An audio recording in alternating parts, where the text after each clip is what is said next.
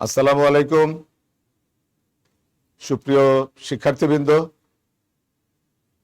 রাজশাহী কলেজের অনলাইন ক্লাসে সমাজকর্ম বিষয়ে সকলকে স্বাগতম। সুপ্রিয় শিক্ষার্থী, তোমরা আশা করি সবাই ভালো আছো। আর এই করোনাকালীন সময়ে বিশেষ করে এখন কিন্তু করোনার সেকেন্ড ওয়েভ শুরু হয়েছে, অতএব প্রত্যেকে স্বাস্থ্যবিধি যথাযথভাবে পালন করে তোমরা চলবে। আশা করি একসময় আমাদের এই যে মহামারী বা মহাদুর্যোগ এটি কেটে যাবে ইনশাআল্লাহ। সুপ্রিয় শিক্ষার্থীবৃন্দ, আমরা আজকে শুরু করব আমাদের সিলেবাসের দ্বিতীয়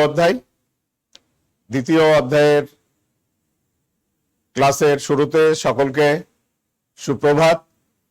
হেমন্তের এই সকালে সকলকে স্বাগত জানিয়ে ক্লাস শুরু করছি। প্রতিবারের মতো আজকেও তোমাদের সাথে আছি আমি আব্দুল্লাহ আল মাহমুদ, অধ্যাপক সমাজকর্ম বিভাগ,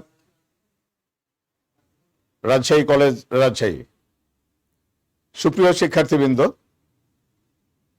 আমরা আমাদের দ্বিতীয় অধ্যায়ের আলোচনায় চলে যাই।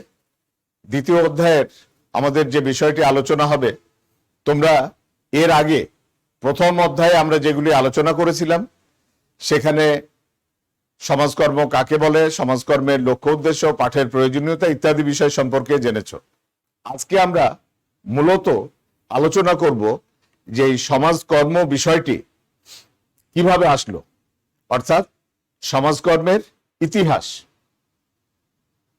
সমাজকর্মের ইতিহাস সম্পর্কে বলা হচ্ছে আধুনিক সমাজ কল্যাণ বা যেটাকে সমাজকর্ম বলা হয়, এর উদ্ভব এবং বিকাশের ধারা যদি আমরা দেখতে যাই বা শিখতে যাই অথবা অনুধাবন করতে যাই, তাহলে যুক্তরাজ্য এবং যুক্তরাষ্ট্রের সমাজ কল্যাণের ইতিহাস জানা আমাদের জন্য জরুরি। কেননা আধুনিক সমাজ কল্যাণ বা যেটাকে আমরা সমাজকর্ম বলছি বা যেটি আমরা এখন পড়ছি, এই বিষয়টি মূলত শুরু হয়েছিল, অর্থাৎ আমরা বলছি কি এর মূল বীজ অঙ্কুরিত হয়েছিল যুক্তরাজ্য তথা ইংল্যান্ডে, আর এটি পূর্ণতা লাভ করে মার্কিন যুক্তরাষ্ট্রে বা আমেরিকায়। ঐতিহাসিক প্রেক্ষাপটগুলো বিশ্লেষণ করলে যে জিনিসটা আসে যে ইংল্যান্ড বা যুক্তরাজ্যকে সমাজকর্মের উচ্চভূমি বা ল্যান্ডমার্ক অথবা বলা হয় সূতিকাগার বা বার্থপ্লেস অর্থাৎ জন্মস্থান। এই সমাজকর্ম বিষয়টি কোথায় থেকে শুরু হলো বা কোথায় এর জন্ম, সেইটি আমরা বলছি কি যে ইংল্যান্ড বা যুক্তরাজ্য, এটিকে বলা হয় ল্যান্ডমার্ক বা উচ্চভূমি। অন্যদিকে আমরা কি বলছি, সূতিকাগার বা এর ইংরেজি হচ্ছে বার্থপ্লেস। সুপ্রিয় শিক্ষার্থীবৃন্দ, এটিকে একটু আমরা কালার করে দেওয়ার অর্থ হচ্ছে এইখান থেকে কিন্তু তোমাদের প্রশ্ন থাকতে পারে। যেমন প্রশ্ন থাকে এমসিকিউ এ, সেই রকম ভাবে সিকিউ এখানেও কিন্তু প্রশ্ন থাকে। অর্থাৎ কোন দেশকে বা সমাজকর্মের বার্থপ্লেস বা সূতিকাগার কোন দেশকে বোঝায়, অথবা যদি বলা হয় যে সমাজকর্মের উচ্চভূমি বা ল্যান্ডমার্ক কোনটি, তখন কিন্তু উত্তর হবে ইংল্যান্ড বা যুক্তরাজ্য।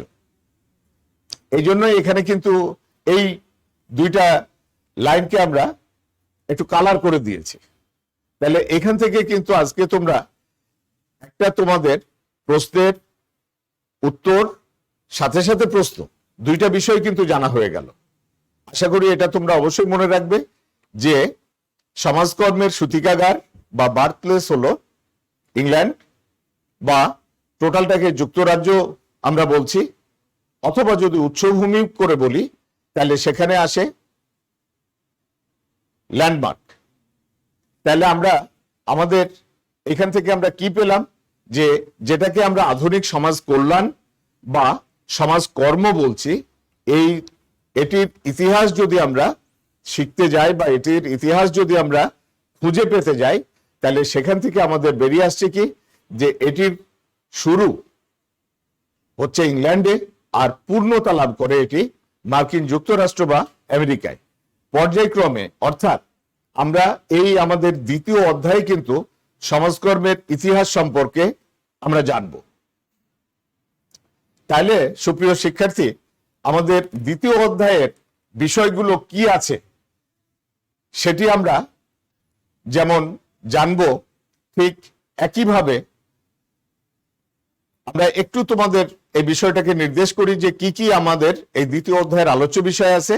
আলোচ্য বিষয় আছে দরিদ্র আইনের ধারণা, আলোচ্য বিষয় আছে সমাজকর্ম পেশার বিকাশে দরিদ্র আইনের ভূমিকা, 1601 সালের এলিজাবেথীয় দরিদ্র আইন। আমাদের 3 নম্বর পাঠে আছে দরিদ্র আইনের সংস্কার, 1834 সাল। আছে চতুর্থ অধ্যায়ে 1905 সালের দরিদ্র আইন কমিশন। পরবর্তীতে আছে 1942 সালের বেভারিজ রিপোর্ট। তারপরে আছে, তোমরা যদি খেয়াল করো, 6 নম্বর যে আমাদের পাঠটি, এখানে আছে সমাজকর্ম পেশার ইতিহাসে বিভিন্ন সংগঠনের ভূমিকা ও কার্যক্রম। এর পরের 7ম যে পাঠ, এখানে আছে আমাদের সমাজকর্ম জাতীয় সমাজকর্মী সমিতি বা national association for social workers. তারপর আছে council on social work education, এটি একটি অধ্যায় আছে। এর পাঠে আছে শিল্প বিপ্লবের ধারণা বৈশিষ্ট্য, এবং পরবর্তীটি আছে আর্থসামাজিক জীবনে। পরবর্তী 2টি আছে কিন্তু আর্থসামাজিক জীবনে শিল্প বিপ্লবের প্রভাব। আর সব থেকে শেষে বা আমাদের 12 নম্বর পাঠে হচ্ছে সমাজকর্ম পেশার বিকাশে শিল্প বিপ্লবের ভূমিকা। এটি যদি আমরা এই অধ্যায়টি শেষে আমাদের যা যা জানার বিষয় থাকবে বা এখান থেকে আমরা যে বিষয়টি অনুধাবন করতে পারবো, সেটি হচ্ছে দরিদ্র আইনের আমরা ধারণা ব্যাখ্যা করতে পারবো, সমাজকর্ম পেশার বিকাশে দরিদ্র আইন এর ভূমিকা এটি মূল্যায়ন করতে পারবো, সমাজকর্ম পেশার ইতিহাসে বিভিন্ন সংগঠনের ভূমিকা ও কার্যক্রম এগুলো আমরা বর্ণনা করতে পারবো। সাথে সাথে বিভিন্ন সংগঠনের যে ভূমিকা এটাকে আমরা মূল্যায়ন করতে পারবো, যে এই সকল সংগঠন বা এই সংগঠনগুলো কি কি ভূমিকা রেখেছিল। সাথে সাথে এই সমাজকর্মের ইতিহাস অধ্যায়ে এসে আমরা সমাজকর্ম বিপ্লবের শিল্প বিপ্লবের ধারণা এটি আমরা ব্যাখ্যা করতে পারবো। আর সাথে সাথে আর্থসামাজিক জীবনে শিল্প বিপ্লবের প্রভাব এগুলো বিশ্লেষণ করতে পারবো। সবশেষে সমাজকর্ম পেশার বিকাশে শিল্প বিপ্লব কি ভূমিকা রেখেছিল। অর্থাৎ আমরা আমাদের প্রথম অধ্যায়ে যেগুলো শিখেছিলাম, তোমরা একটু যদি মনে করো, আমরা প্রথম অধ্যায়ে ফেরত যাচ্ছি না, সে মনে করার বিষয়টি হচ্ছে কি, যে আমরা সেখানে কি শিখেছিলাম, সমাজকর্মের সংজ্ঞা শিখেছিলাম, সমাজকর্মের লক্ষ্য উদ্দেশ্য শিখেছিলাম, আমরা পাঠের প্রয়োজনীয়তা শিখেছিলাম, আমরা সেখানে শিখেছিলাম সমাজকর্ম শিক্ষার প্রয়োজনীয়তা, সমাজকর্মের পরিধি, সেখানে কিন্তু এই কথাগুলো ঘুরে ফিরে আমাদের এসেছিল। তাহলে আমরা আমাদের এই যে আজকের সিলেবাস অনুযায়ী প্রথম যে আমাদের আলোচ্য বিষয় আমরা চলে যাই। প্রথম আমাদের আজকের আলোচ্য বিষয় হচ্ছে দরিদ্র আইনের ধারণা। কেননা দরিদ্র আইনের উপর ভিত্তি করেই কিন্তু এই আধুনিক সমাজ কল্যাণ যেটাকে বলছে, অথবা আমরা যে বিষয়টি পড়ি, আমাদের বিষয়ের যেটি নাম সমাজকর্ম, এর সম্পর্কে আমরা ধারণা নিই। দরিদ্র আইনের ধারণা সম্পর্কে এটা তো তোমরাও পারো, তাই না, যে দরিদ্র আইন বলতে সাধারণত দরিদ্রদের জন্য প্রণীত আইনকেই বোঝায়। অর্থাৎ দরিদ্র মানুষদের জন্য যে আইনটি রাষ্ট্র প্রণয়ন করেছে সেটিকেই বলা হয় দরিদ্র আইন। এর মধ্যে কি কি জিনিস বিষয় থাকছে? দরিদ্রদের অবস্থার উন্নয়ন, ভিক্ষাবৃত্তি রোধ, সক্ষমদের কাজে বাধ্য করা কিংবা তাদের সামাজিক নিরাপত্তা প্রদানের লক্ষ্যে তৎকালীন সময়ে বিভিন্ন অবস্থার প্রেক্ষাপটে সরকার বিভিন্ন আইন প্রণয়ন করে। সুপ্রিয় শিক্ষার্থী, এখানে দুইটা জিনিস কিন্তু তোমরা একটু লক্ষ্য করো যে আমরা এখানে একটা কি বলছি, তৎকালীন সময়ে, এবং আরেকটি বিষয় আছে সরকার। এই যে তৎকালীন সময়ে সরকার বিভিন্ন আইন প্রণয়ন করে, কোন সময়? একেবারে সেই ত্রয়োদশ শতাব্দী। এবং সরকার কারা? সেই সরকারটি হচ্ছে কিন্তু ব্রিটিশের যে বা যুক্তরাজ্যের বা ইংল্যান্ডের যে শাসন ব্যবস্থায় যারা ছিল তারাই কিন্তু কি করে? আইন প্রণয়ন করে। সেখানে রাজা ছিল, সেখানে তাদের পার্লামেন্ট ছিল, তারা যে আইন প্রণয়ন করে এটাকেই বলা হচ্ছে মূলত সেই সময়কার এই যে তৎকালীন সময় এবং সরকার। এরপর আমরা কি বলছি যে দরিদ্র আইনের ভিত্তিভূমি হিসাবে ইংল্যান্ডকে বিবেচনা করা হয়ে থাকে। বিবেচনা করা হয়ে থাকে না, অবশ্যই আমরা বলতে পারি যে ইংল্যান্ডই হলো দরিদ্র আইনের, আমরা আগের স্লাইডে কি বলেছিলাম যে জন্মস্থান বা বার্থ প্লেস বা ভিত্তিভূমি বা ল্যান্ডমার্ক। তাইলে আমরা কি মানে কনক্লুশনে আসতে পারছি যে মূলত দরিদ্রদের কি হচ্ছে? দারিদ্র্য দূরীকরণ, ভিক্ষাবৃত্তি রোধ কল্পে চতুর্দশ শতাব্দী থেকে বিংশ শতাব্দী পর্যন্ত ইংল্যান্ডে যে সকল আইন প্রণয়ন ও বাস্তবায়ন করা হয় সেগুলিকে দরিদ্র আইন বলা হয়। আর আইন প্রণয়নের বিষয়টি এটা তো তোমরা মোটামুটি জানোই যে সেটি হলো, এটি কিন্তু একটি চলমান প্রক্রিয়া। সব সময় কিন্তু আইনের বিভিন্ন অবস্থা, বিভিন্ন প্রেক্ষাপট সবকিছু বিবেচনা করে কিন্তু আইন পরিবর্তিত হতে থাকে।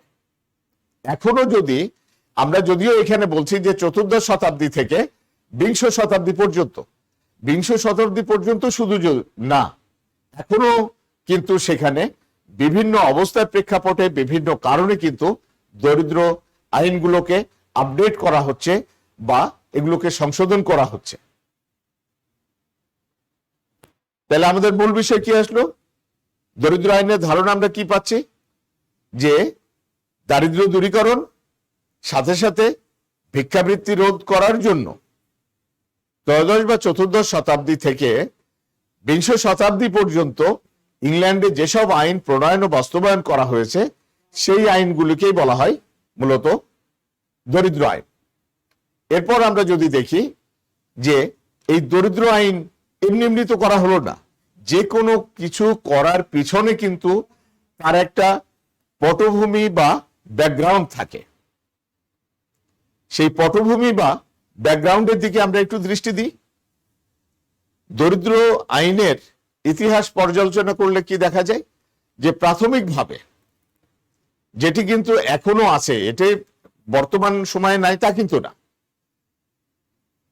সারা পৃথিবীব্যাপী যে দানের মানে কাজটি বা দান কার্য যেটাকে আমরা বলি বা বিভিন্ন সমাজসেবামূলক কাজ পরিচালিত হয় মূলত ধর্মীয় অনুপ্রেরণা, মানবপ্রেম এবং সামাজিক দায়িত্ববোধের প্রেক্ষিতে,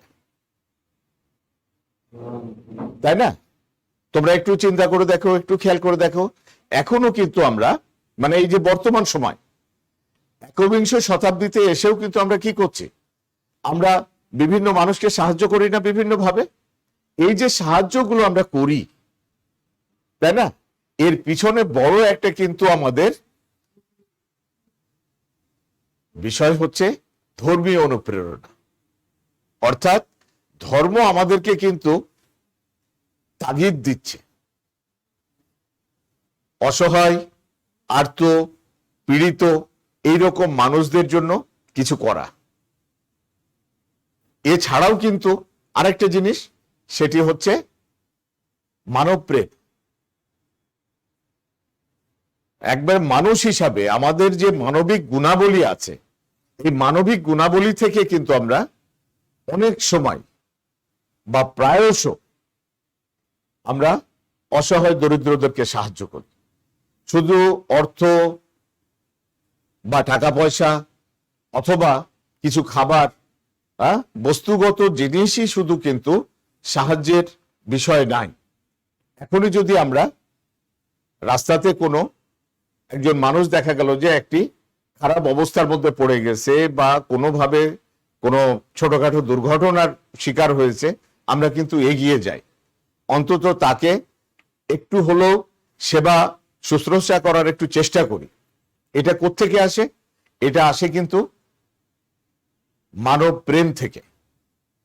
সৃষ্টিকর্তা অথবা আল্লাহ তাআলা প্রত্যেকটা মানুষের মধ্যে কিন্তু এই মানবিক গুণাবলী যেটি দিয়ে দিয়েছেন, এটাই কিন্তু মানব প্রেম, অর্থাৎ অন্যের জন্য কিছু করা।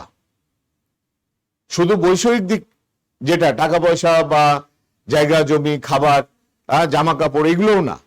আমরা যদি কাউকে একটু সৎ পরামর্শ দিই, সেটাও কিন্তু একটি সাহায্য হয় এবং সেটার পিছনেও কিন্তু কাজ করে আমাদের মানব প্রেম। এরপর আমরা বলছি কি, যে সামাজিক দায়িত্ববোধ। সমাজের মানুষ হিসাবে সমাজে একসাথে বেঁচে থাকার বা একসাথে চলার জন্য সামাজিক যত প্রাণী আছে, শুধু মানুষ না, সকল প্রাণী কি করে, তার একটা সামাজিক দায়িত্ববোধ পালন করে। বিভিন্ন ধরনের সামাজিক প্রাণী আছে। আমরা সীমিত সময় তো এই জন্য সব সামাজিক প্রাণীর দিকে আমরা যাচ্ছি না। তোমরা একটু উদাহরণ নাও, যে মৌমাছি। মৌমাছি কিন্তু একটি সোশ্যাল ইনসেক্ট বা সামাজিক এক ধরনের পতঙ্গ। তারা দলবদ্ধ হয়ে থাকে বা একত্রিত থাকে। তুমি যদি একটা মৌচাকে খোঁচা মারো বা ঢিল মারো, তাহলে কি হয়? অন্য যে আহত হয়েছে সে তো ওখানে থাকে, অন্যরা এসে তোমাকে তাড়া করে, তোমাকে সেখান থেকে সরিয়ে দেয়। এটি কিন্তু তার একটা সামাজিক দায়িত্ববোধ। অথবা আমরা এই যে করোনাকালীন সময় বা এই যে মহামারী বা এই দুর্যোগকালীন সময়ে আমরা কি করছি? আমরা বিভিন্ন মানুষের জন্য, আমাদের যারা আমরা একটু বিত্তবান, যারা একটু আমরা মানে সমাজে একটু ভালোভাবে চলি, তারা কিন্তু অন্যদের বিভিন্নভাবে সাহায্য করছে। এই সাহায্য করার বিষয়টি আমি দেখি না যে ধর্ম আমাকে কি নির্দেশ দিচ্ছে বা আমার মধ্যে সে মানবপ্রেম আছে কিনা। আমি সাহায্যটা করছি কোত্থেকে? আমার সামাজিক দায়িত্ববোধ থেকে, যে অসহায় বা এরকম পীড়িত বা আর্ত মানুষের জন্য আমার কিছু করার প্রয়োজন। এটি কিন্তু আমার সামাজিক দায়িত্ববোধ। বা প্রত্যেকটা মানুষই কিন্তু এই ধর্মীয় অনুপ্রেরণার সাথে সাথে মানবপ্রেম এবং সামাজিক দায়িত্ববোধের প্রেক্ষিতে কাজ করে। আরো একটা আমরা উদাহরণ ব্যবহার করতে পারি। এই যে আমাদের দেশে প্রায় 10 থেকে 12 লক্ষ মায়ানমারের নাগরিক যারা রোহিঙ্গারা এই দেশে এসে আশ্রয় নিয়েছে, আমাদের রাষ্ট্র বা সরকার প্রধানরা কি করেছে? তাদেরকে আশ্রয় দিয়েছে, তাদের খাবারের ব্যবস্থা করছে। বিভিন্ন আন্তর্জাতিক সংস্থা থেকে বা বিভিন্ন দেশ তাদেরকে সাহায্য পাঠাচ্ছে। তারা সেখানে সেইভাবে মানে অন্তত মিনিমাম একটা বজায় রেখে, স্ট্যান্ডার্ড বজায় রেখে বা একটা মান বজায় রেখে যেন তারা জীবনে চলতে পারে। তাহলে এই যে কাজটা, এটাই কিন্তু সামাজিক দায়িত্ববোধ। এমনি তো আমাদের দেশে প্রচুর জনসংখ্যা, তারপর অতিরিক্ত এই যে 12 লক্ষ লোকের আমরা যে দায়িত্ব গ্রহণ করেছি, এইটা কিন্তু আমাদের মানব প্রেম থেকে এবং সামাজিক দায়িত্ববোধ থেকে। মূলত বলা হচ্ছে যে দান কাজের বা এরকম মানুষকে সাহায্য করার যে বিষয়টি, এটি কিন্তু মূলত আসছে এই মানুষের ধর্মীয় অনুপ্রেরণা, মানব প্রেম এবং সামাজিক দায়িত্ববোধ থেকে। তাহলে অবশ্যই তোমরা সামাজিক দায়িত্ববোধের বিষয়টা কিন্তু বুঝে গেছো এবং তোমার মনে মনে হচ্ছে যে স্যার এটা তো আমরা করি, হরহামেশা করি। আমাদের কোনো সহপাঠী বন্ধু তারা যদি কোনোভাবে কোনো বিপর্যয়ের মধ্যে পড়ে বা আশেপাশের লোক বিপর্যয়ের মধ্যে পড়ে, তাহলে মা বাবার কাছ থেকে কোনো টাকা পয়সা বা অন্য কোনো সাহায্য নিয়ে আমরা তো সাহায্য করি। হ্যাঁ, যে সাহায্যটা তোমরা করো বা করছো, এটাই কিন্তু তোমার মানবপ্রেম এবং তোমার সামাজিক দায়িত্ববোধ থেকেই তুমি করো। আর এইটা কিন্তু এই বিষয়টাই যখন আস্তে আস্তে মানুষের জীবনযাত্রা জটিল হতে থাকলো, তখন কিন্তু এই সমাজ কর্ম বিষয়টা আসলো। এবং সমাজ কর্ম বিষয়টা ওই যে আমাদের কি আছে, ধর্মীয় অনুপ্রেরণা, মানবপ্রেম এবং সামাজিক দায়িত্ববোধ, তার সাথে সাথে কিন্তু কিছু বিজ্ঞান ভিত্তিক জ্ঞানকে কি করলো, মিশ্রণ করলো বা একত্রিত করে মানুষের সেবা করার একটি বা মানুষকে সাহায্য করার একটি বিষয় হিসাবে প্রতিষ্ঠিত। ঠিক আছে, আমরা আমাদের মূল আলোচনায় চলে আসি। বলা হচ্ছে ত্রয়োদশ শতক পর্যন্ত ইংল্যান্ডে অসহায় মানুষকে সাহায্য করার জন্য ধর্মীয় প্রতিষ্ঠান, ইংল্যান্ডের ধর্মীয় প্রতিষ্ঠান তো, সেখানে কিন্তু চার্চ বা গির্জার মাধ্যমে সাহায্য প্রদান করা হতো। চার্চ বা গির্জা, এটা আমরা জানি যে খ্রিস্টান সম্প্রদায়ের লোক মানে মানুষদের যেটি উপাসনালয় বা যেটি প্রার্থনা গৃহ, সেটিকে চার্চ বা গির্জা বলা হয়। এর মাধ্যমে তাদেরকে সাহায্য প্রদান করা হতো। আমরা আমাদের দেশে কিন্তু যদিও সেভাবে গড়ে ওঠে নাই, কিন্তু আমরা যদি মহানবী সাল্লাল্লাহু আলাইহি সাল্লামের যুগে দেখি, তাহলে কিন্তু সেই মহানবী সাল্লাল্লাহু আলাইহি সাল্লাম এবং তার পরবর্তী খোলাফায়ে রাশিদিনের সময় কিন্তু এরকম মসজিদ ভিত্তিক দান কাজগুলো করা হতো বা এই সামাজিক দায়িত্বগুলো তখন পালন করা হতো। যাই হোক, আমরা এই আলোচনায় আসি। সমাজসেবার ক্ষেত্রে ইংল্যান্ডের রাজা বা তাদের যে পার্লামেন্ট ছিল, এদের কোনো ভূমিকা ছিল না। অর্থাৎ এটি ছিল কিন্তু একান্তই মানুষের নিজেদের হাতে। এছাড়াও তখন কিন্তু আর এক ধরনের লোকজন, অর্থাৎ ইংল্যান্ডের কিছু ব্যবসায়ী, যাদেরকে আমরা বলছি বণিক শ্রেণী, হ্যাঁ, এই যে বণিক শ্রেণী, এই ব্যবসায়ীদের একটা সংগঠন ছিল, সেই সংগঠনকে বলা হতো কিন্তু গিল্ড। এখানেও কিন্তু একটু তোমরা লক্ষ্য রাখবে, সেটি হচ্ছে যে এটিও কিন্তু তোমার প্রশ্ন হতে পারে বা হওয়ার সম্ভাবনা আছে। সিকিউতে হতে পারে, আবার এমসিকিউতে হতে পারে, সিকিউতে হতে পারে, আবার কোথায় জ্ঞানের প্রশ্নে কি হতে পারে যে গিল্ড বলতে কি বোঝায় বা গিল্ড কি। যদি আমি জ্ঞানের প্রশ্ন ধরি, তাহলে গিল্ড কি? গিল্ড হলো তৎকালীন ইংল্যান্ডের যারা বণিক শ্রেণী বা ব্যবসায়ী সমাজ ছিল, তাদের একটি সংগঠন। কি সংগঠন? তাদের একটি সামাজিক সংগঠন। এই সামাজিক সংগঠন যারা কি করত, দরিদ্র, বিধবা, এতিম, অসহায় যারা, তাদেরকেও তারা সাহায্য করত। তাহলে কি আসছে? মানুষ তার ধর্মীয় অনুপ্রেরণা, মানবতা বোধ বা মানবপ্রেম এবং সামাজিক দায়িত্ববোধ, এই তিনভাবে সাহায্য করা হতো। আর সাহায্য করতেন যারা ব্যবসায়ী ছিলেন বা বণিক শ্রেণী ছিল, এদের একটা সংগঠন ছিল, যে সংগঠনটিকে বলা হচ্ছে গিল্ড। এই গিল্ডের মাধ্যমে ইংল্যান্ডের দরিদ্র, অসহায়, বিধবা, এতিম, এইরকম মানুষদের সাহায্য করা হতো। কিন্তু রাষ্ট্রীয়ভাবে বা সরকারিভাবে এরকম সাহায্যের কোনো ব্যবস্থা ছিল না। যে কথাটাকে আমরা বলছি যে সমাজ সেবার ক্ষেত্রে রাজা বা পার্লামেন্টের কোনো ভূমিকা ছিল না। আমরা যে প্রেক্ষাপটে এই যে আমাদের দরিদ্র আইনগুলোর কথা বলছি, এই প্রেক্ষাপটটা কি বলা হচ্ছে যে চতুর্দশ শতকের শুরুতে ইংল্যান্ডে মারাত্মক কিছু সমস্যা দেখা দেয়। আর সেই সমস্যাগুলোকে যদি পর্যায়ক্রমে ভাগ করে আনা যায়, তাহলে কয়েকটা জিনিস আমরা দেখতে পাই, বা যে কারণে দরিদ্র আইন করার, কেননা আমরা আগেই বললাম কি যে সমাজ সেবার ক্ষেত্রে রাজা বা পার্লামেন্টের কোনো সম্পর্ক ছিল না বা তাদের কোনো ভূমিকা ছিল না। কিন্তু এমন একটা সিচুয়েশন আসলো বা এমন কিছু সিচুয়েশন বা পরিস্থিতি সৃষ্টি হলো যে যখন রাষ্ট্রীয়ভাবে এই দায়িত্বটা পালন করার প্রয়োজন পড়ল। সেগুলোকে আমরা কি বলছি? সামন্ত যুগের অবসান।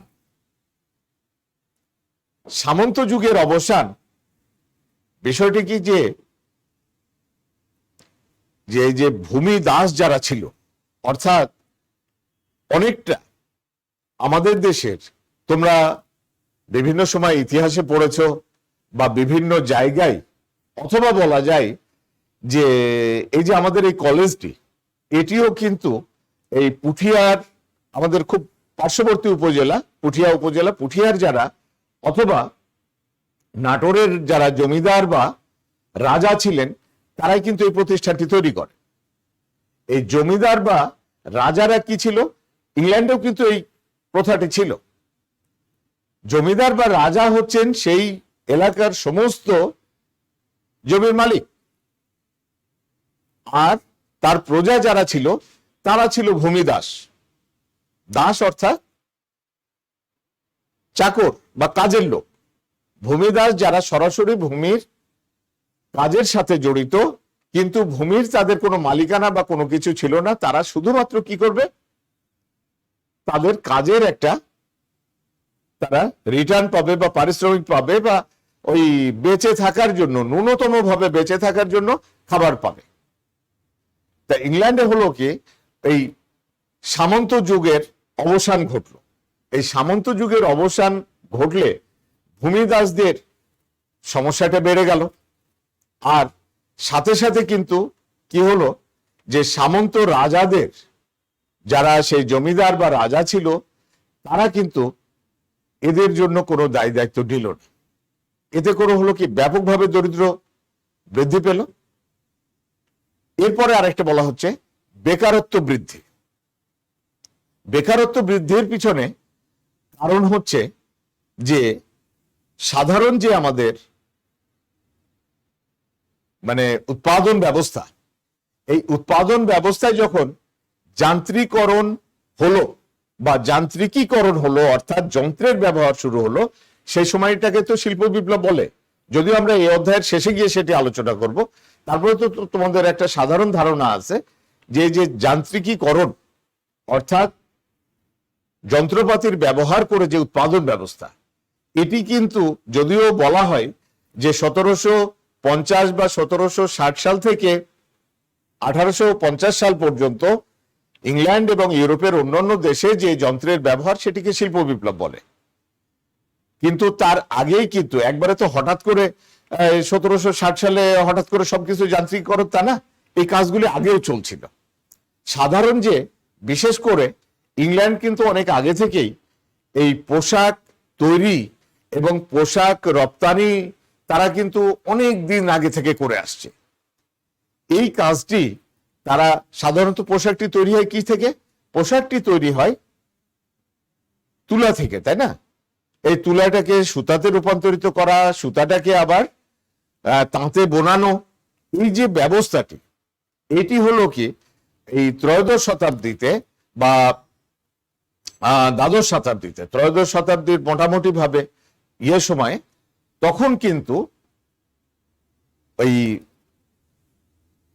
ফাইবার বা তন্তু, তুলার বদলে কিন্তু ইংল্যান্ডের যারা এই মানে কাপড় উৎপাদন করত, তারা কিন্তু এটাকে পশমে চলে গেল। আমরা বর্তমানে যেরকম সিনথেটিক আমরা তন্তু বা ফাইবার ব্যবহার করি, এই মুহূর্তে আমার গায়ে যেটি আছে এটি কিন্তু সিনথেটিক ফাইবার, কোনো তুলা বা ওই পশমের না। শীতকালে আমরা যেটি পরবো সেটি পশমের ফাইবার।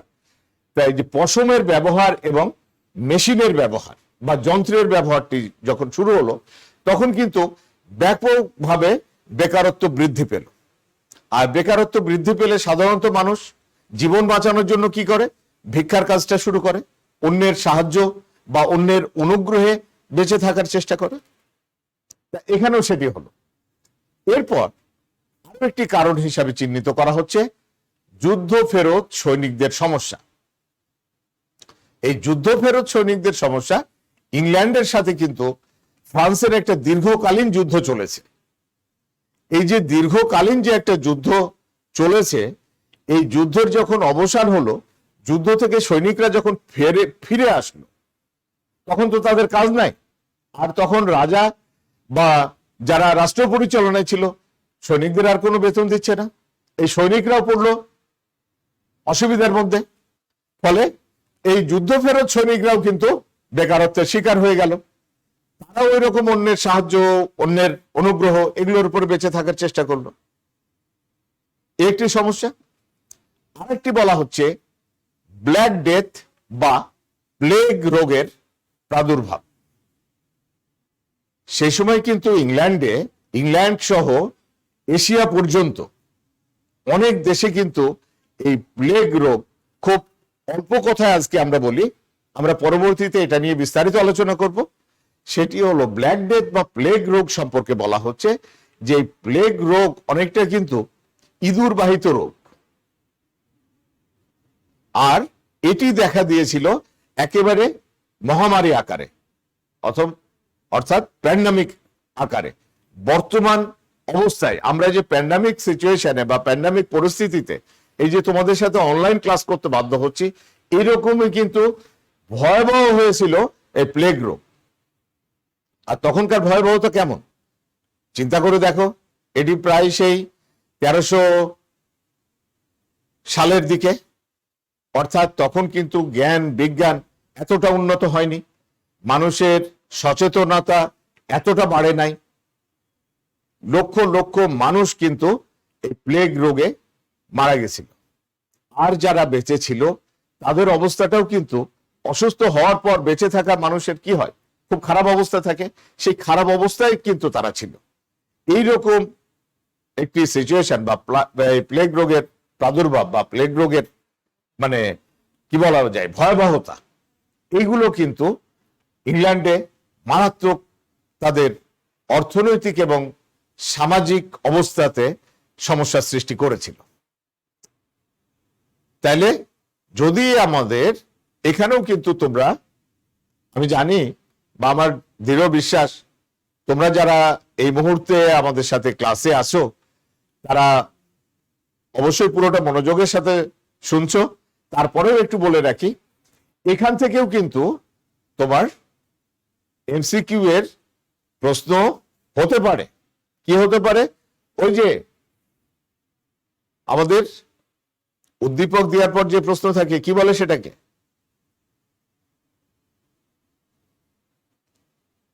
জ্ঞান থাকে কিসে? একেবারে সরাসরি যেটা বই থেকে পাওয়া যায়। আবার তারপরে থেকে একটু বোঝার মতো, সেটা হচ্ছে অনুধাবন। তারপরে দুটো মনে করো,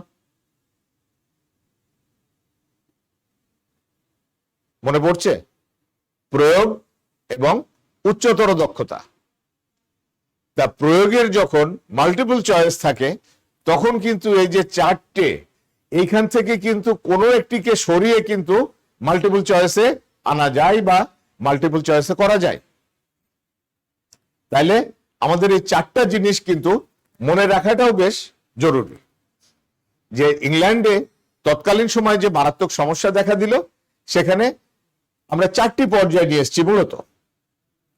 এটা হচ্ছে সামন্ত যুগের অবসান, বেকারত্ব বৃদ্ধি, বলছি যুদ্ধ ফেরত, সৈনিকদের সমস্যা, আরেকটি প্লেগ রোগের প্রাদুর্ভাব বা ব্ল্যাক ডেথ।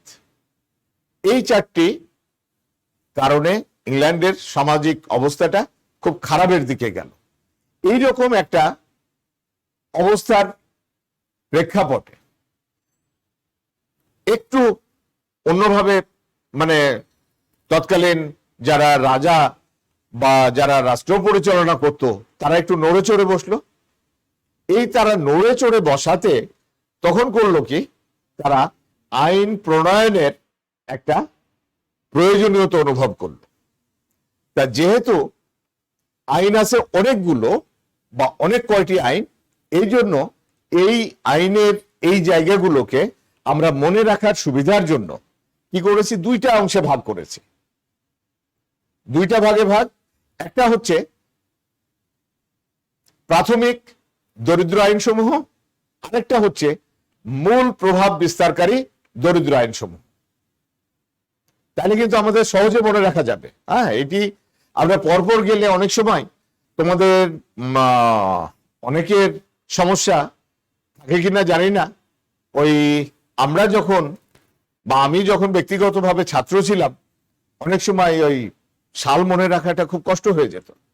তা সাল মনে রাখাটা কষ্ট যেন না হয় এই জন্য অনেকে অনেক টেকনিক আমরা ব্যবহার করি না। এই যে টেকনিক গুলো ব্যবহার করি, তার মধ্যে একটি টেকনিক বা কৌশল হলো যে দরিদ্র আইনগুলোকে আমরা দুইটা ভাগে ভাগ করে দিলাম, তাহলে আমাদের একটু চাপটা কমবে। এই চাপ কমানোর জন্য দুইটা ভাগে ভাগ করব। এই কি, প্রথমে আমরা বলছি প্রাথমিক দরিদ্র আইন। প্রাথমিক দরিদ্র আইন কোনগুলো? প্রাথমিক দরিদ্র আইন হলো 1601 সালের পূর্ব পর্যন্ত যতগুলো দরিদ্র আইন হয়েছে, এইটা হচ্ছে প্রাথমিক দরিদ্র আইন, এর মধ্যে যে আইনগুলো আছে। আর তার পরবর্তীতে যেগুলো মূল প্রভাব বিস্তারকারী আইন বলছি, যে 1601 সাল হতে পরবর্তী সময় পর্যন্ত, যদিও লেখাটা একটু ছোট করে আছে, তোমাদের চোখে পড়ে যাবে ইনশাল্লাহ। হ্যাঁ, তাহলে দুটা শুধু মনে রাখো। আমার তো ধারণা যে তোমরা যতটা মেধাবী, তোমাদের এই ক্লাসের পরে শুধু বই একটু দেখলে হবে, তোমাদের মনে থেকে যাবে যে টোটাল দরিদ্র আইনটা দুইটা ভাগে ভাগ করা। দুইটা ভাগ, একটা হলো 1601 সালের আগে পর্যন্ত যা ছিল, আর একটা ভাগ হলো 1601 সালের পরে যে আইনগুলো হলো, এই হলো দুটো ভাগ। এই দুইটা ভাগে কি করা হলো, দুইটা ভাগে যে বিষয়গুলো আসলো, তাহলে আমরা দুইটা ভাগের আমরা চলে যাই যে আমাদের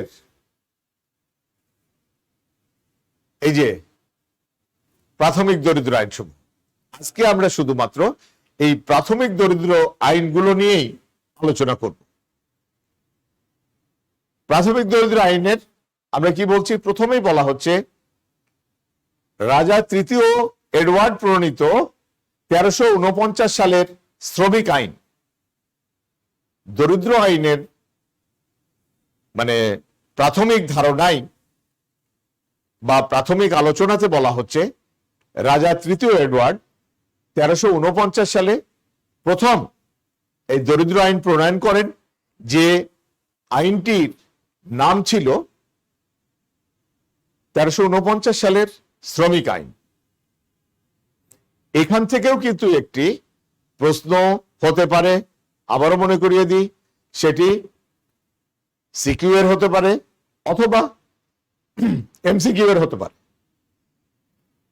সিকিউ এর যেটা, এমসিকিউ এর যেটা হতে পারে যে প্রথম দরিদ্র আইন কত সালে প্রণীত হয়। তোমার এরকম সম্ভাব্য সাল দেয়া থাকলো, 1349 আমরা দিতে পারি, নিচে যেটি আছে এটিও দিতে পারি, তারপরে আমরা দিতে পারি এটি, আবার এটিকেও দিতে পারি। তাহলে যেটি সঠিক হবে, তোমার মনে রাখা যেটি বেশি জরুরি বা অধিক জরুরি, যে প্রথম দরিদ্র আইন যেটি প্রণয়ন করা হয়েছিল 1349 সালে, এবং এই দরিদ্র আইনটি প্রণয়ন করেছিলেন রাজা তৃতীয় এডওয়ার্ড।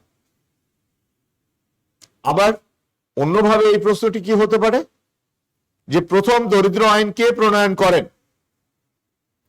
আমরা রাজা প্রথম এডওয়ার্ড, যেহেতু তৃতীয় এডওয়ার্ড, তার মানেই কিন্তু এর আগে প্রথম এডওয়ার্ড ছিল, দ্বিতীয় এডওয়ার্ড ছিল, আর এই আইনটি প্রণয়ন করলেন তৃতীয় এডওয়ার্ড। এবং দরিদ্র আইনের সাথে একটি নাম ভীষণভাবে জড়িয়ে আছে, যেটা আমরা 1601 সালে গেলে পাবো ব্যাপকভাবে, কিন্তু এখানেও আমরা একটু নিয়ে এসেছি, রানী এলিজাবেথ। তাহলে এটিও যদি থাকে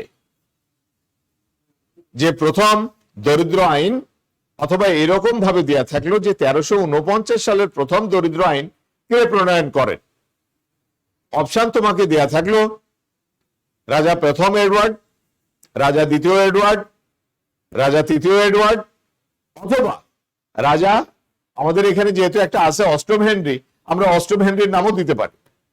তাহলে তোমাকে এখানে কিন্তু আমি যে পর্যায়ক্রমে বললাম, তোমাকে এখানে কিন্তু 3 নাম্বারটি অর্থাৎ গটিকে তোমার চিহ্নিত করতে হবে, তাই না?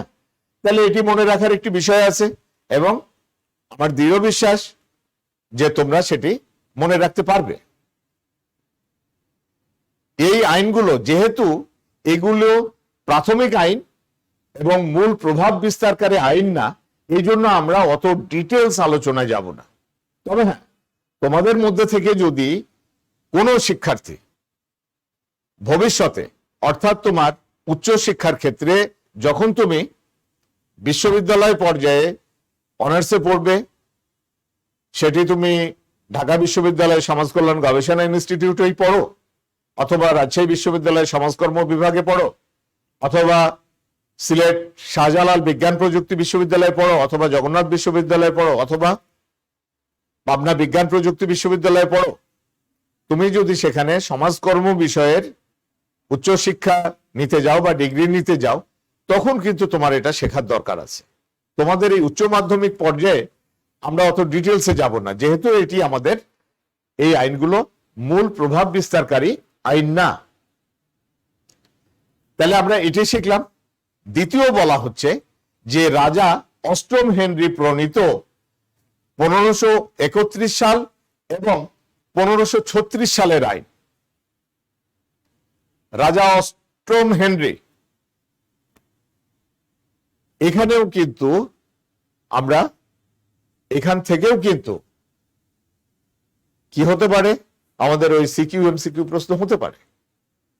তাহলে আমি সালও মনে রাখবো, তার সাথে সাথে যার সময় প্রণীত হয়েছিল আমি তাকেও কিন্তু মনে রাখবো, বা তার নামটি মনে রাখবো।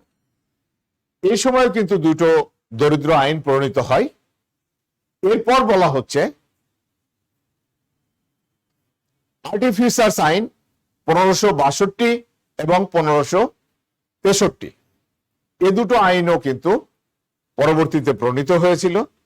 এরপর 1572 সালে একটা দরিদ্র আইন প্রণীত হয়, যে দরিদ্র আইনটি প্রণয়ন করেন রানী প্রথম এলিজাবেথ, এবং রানী এলিজাবেথ প্রণীত প্রথম দরিদ্র আইন। কেন এটাকে আমরা, এটি তো রানী এলিজাবেথ রাজ্যের শাসনভার বা দায়িত্ব নেয়ার পর তিনি প্রথমে এই আইনটি প্রণয়ন করলেন। এই আইনটিও আমরা ভালো করে মনে রাখবো বা লক্ষ্য রাখবো যে রানী এলিজাবেথ প্রথম দরিদ্র আইন প্রণয়ন করেন কোন সালে বা কত সালে। তাহলে সেটি হলো 1572 সালে। কেন এরকম ভাবে জোর দিয়ে বলছি, কেননা এই যে এখানে যেটি দেখো বা এখানে আমরা বড় হরফে যেটি লিখে রেখেছি 1601 সালের দরিদ্র আইন, বলা হচ্ছে 1601 সালের দরিদ্র আইন হতে পরবর্তী সময়, অর্থাৎ 1601 সালের দরিদ্র আইনটি কিন্তু যথেষ্ট গুরুত্বপূর্ণ, বা সেটিকে বলা হয় যে আধুনিক সমাজ কল্যাণের ইতিহাসে একটি মাইল ফলক। আর রানী এলিজাবেথের সময় কিন্তু এই আইনটি প্রণীত হয়েছিল। অনেক সময় হয় কি যে আমাদের শিক্ষার্থীদের এটি একটু উলটপালট হয়ে যায়, যে রানী এলিজাবেথ কর্তৃক প্রণীত প্রথম দরিদ্র আইন কত সালে প্রণীত হয়।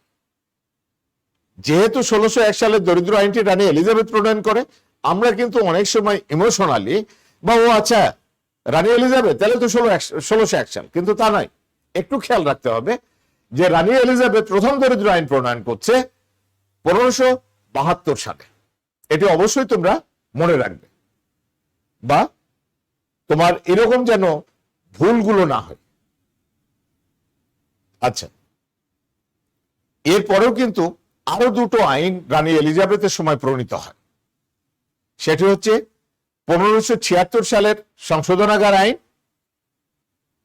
আর 1597 সালের দরিদ্র আইন।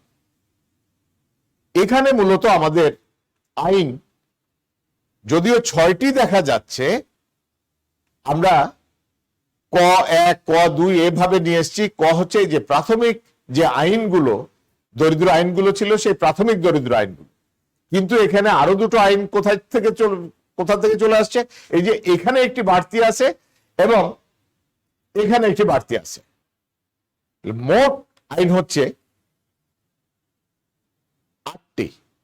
তবে ইংল্যান্ডের ইতিহাস পর্যালোচনা করে যেটি দেখা যায় অর্থাৎ আমরা যখন এই মূল প্রভাব বিস্তারকারী আইনে যাব, তখন কিন্তু 1601 সালের দরিদ্র আইনকে একটা কথা বলা হয় যে 43তম দরিদ্র আইন। অর্থাৎ এই যে রাজা তৃতীয় এডওয়ার্ড প্রণীত 1349 সালের